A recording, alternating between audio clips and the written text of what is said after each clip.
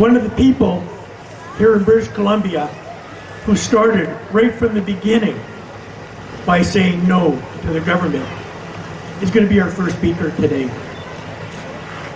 He has his own business in Kelowna, and I remember when he first got reported throughout the local media by telling the government he was not going to comply.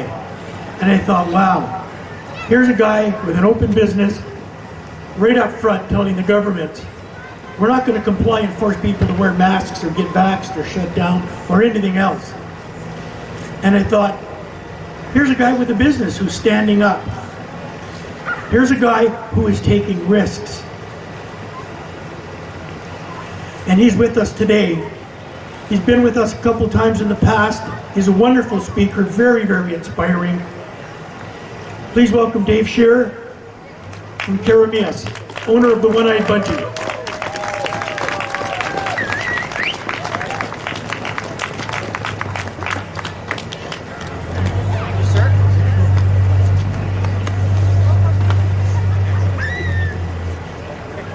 Hello again. Nice to see you again in Kelowna, BC. Many have heard that this is the greatest time to be alive.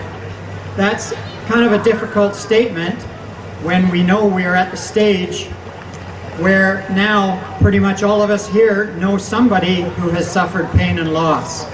That is a significant step in this process.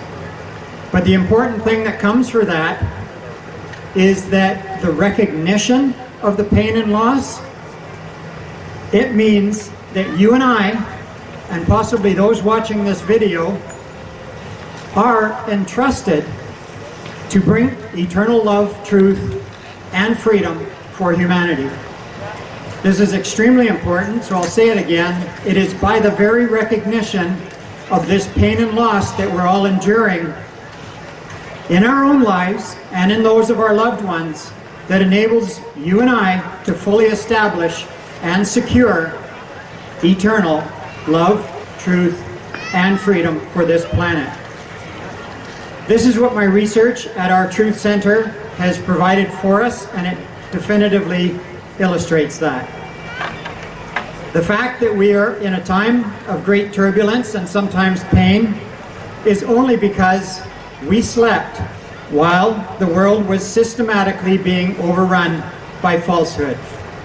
This is what the last 3 years has brought to us, and this understanding is good, because if we don't know about it, then we can't remove it. So this situation is tricky, however, because of the presence of two distinct things. Number one, many of us have been fooled into causing harm to others, sometimes by way of academic training. And number two, sometimes we find ourselves forced into accepting harm and loss, even when we don't choose it. And this, of course, is by way of rules imposed on us or propaganda.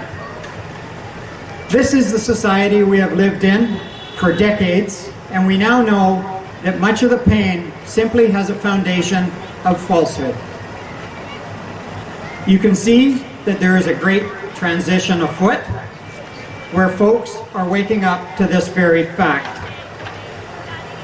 A pertinent example of this falsehood is that there are segments in our society, let's call them professions, where if all the members left their positions within these professions and walked away, very little real change would be noticed on the planet.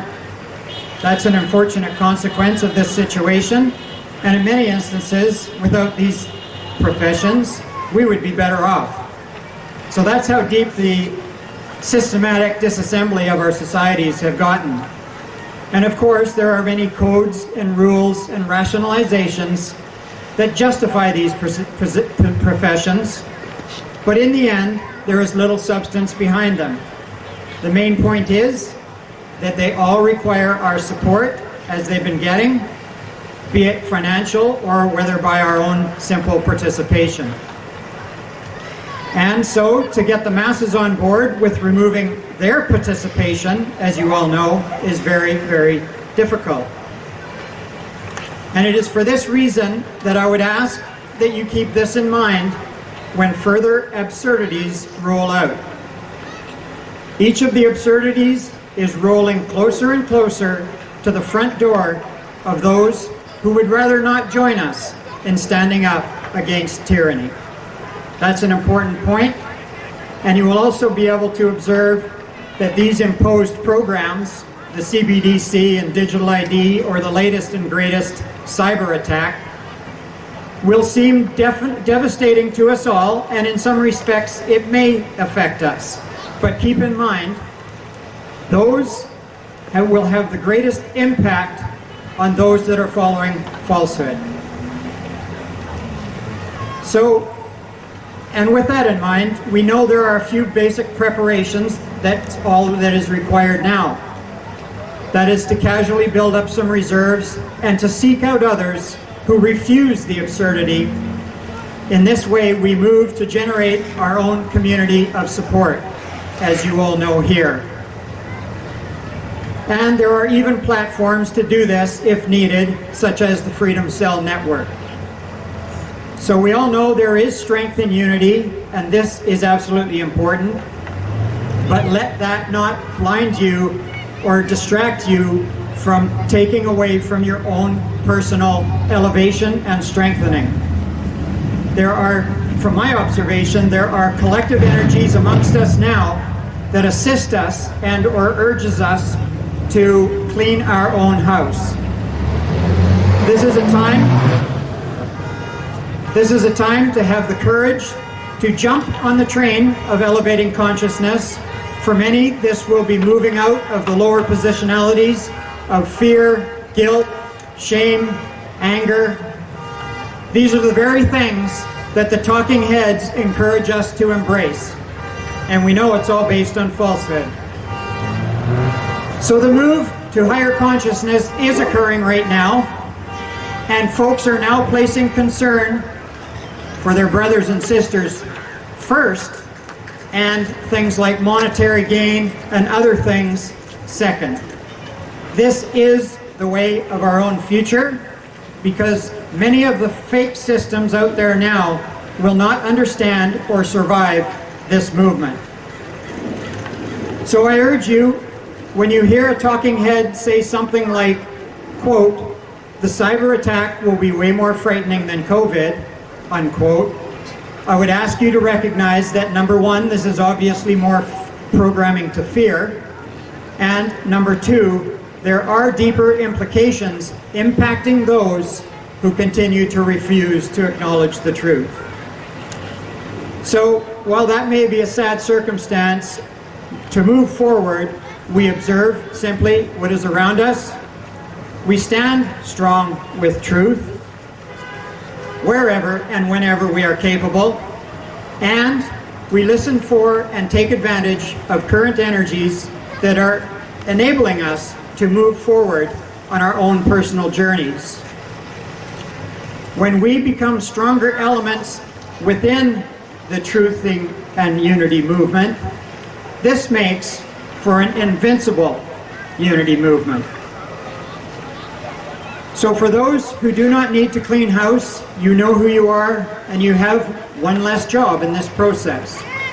And you know that staying out of the fake fear tactics is one of the keys. All this is obviously important as we complete the process of this great awakening. So in closing, for those who gather the courage to see the reality of what is before them, they also carry the strength for the solution. And that solution simply is to bring back integrity, morality, and an ethical base. This is the exact opposite of the ones out there that have simply lost their way. So recognize the strength that comes with truth and the power it has to completely dismantle falsehood. One last thing that I'd like to pass on to you is an example before us all of solid integrity and ethics that can be palpably recognized now. This is the presence of the open source systems that some of you obviously will know about, I've been getting deeper and deeper into it in the understanding, but these are broad-scale computer programming solutions that retain their ethical base and provide it for all of us. And this is the proof in their operations. So thanks for listening, and thank you for standing in truth, Kelowna. Yeah.